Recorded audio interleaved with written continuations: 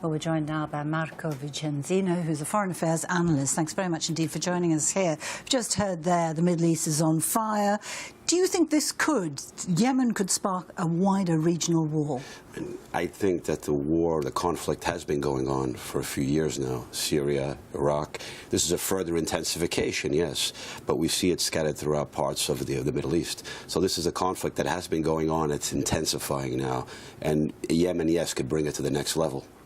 Republicans and other critics of President Obama have accused him of really taking too much of a back seat on this, using surrogates in the region. You mentioned Syria there, backing those rebels. Is that what he's wanted all along, for countries like Saudi to take responsibility for peace in the region? Has he got what he wants? When he became president, when he was against the original invasion of Iraq in 2003, and he began the withdrawal of American troops, he's been wanting to see more powers in the region, not just in the region of the Middle East, but throughout the world, assuming their share of responsibility for regional and global problems also. So I would say that's part of his train of thought, but when he became president, I didn't think he realized the amount of conflict and what would be taking place, particularly after the events of one called the Arab Spring, now they call them the Arab uprisings of early 2011, and the fallout of that. We've got Arab leaders meeting in Sharm el-Sheikh, and there's talk about an Arab League rapid response unit. Do you think that's the kind of thing that we're likely to see in the future, and how would it be organized? The concept of our rapid reaction forces, I mean, NATO has started one, and there's talk to have them at regional levels throughout in different parts of the world. And one in the Middle East would be primarily, I would say, probably under the auspices of the Arab League, and much of that dominated by the Sunni nations. The 10-country coalition that we see right now involved in the action in Yemen, I would say that's something that would be their initiative, and particularly being financed by the Gulf countries. So first and foremost, I think the Gulf countries financing it, and other countries ranging from Egypt to Morocco also participating in that.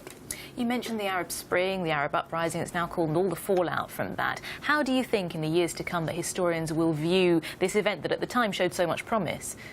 I think a lot of people had overestimated and not realized what was taking place. There was too much optimism at first, and they needed more realism.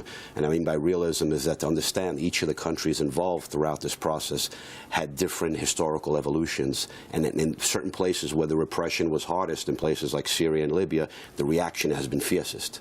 So I think one needs to take into account the history of these areas, and just important not to be naive. It's to be realistic. Optimism, good, but realism more than anything else. And the realism of the conflict between Sunnis and Shias. I mean, you talked about the Sunni, force outside, but you've got Iran in all of this, and it's talking about its axis of resistance. It's got Lebanon and Hezbollah, obviously the Assad regime in Syria, and the Shia forces in Iraq, and now Yemen fits into that. Sure. Throughout the Middle East, in order to achieve some form of stability, ultimately there has to be some form of accommodation between Saudi Arabia and Iran. Without that, this competition will continue to spin out of control and to intensify. Wisdom must prevail amongst the regional leaders. Marco Vicenzino, thank you for that analysis. Thanks.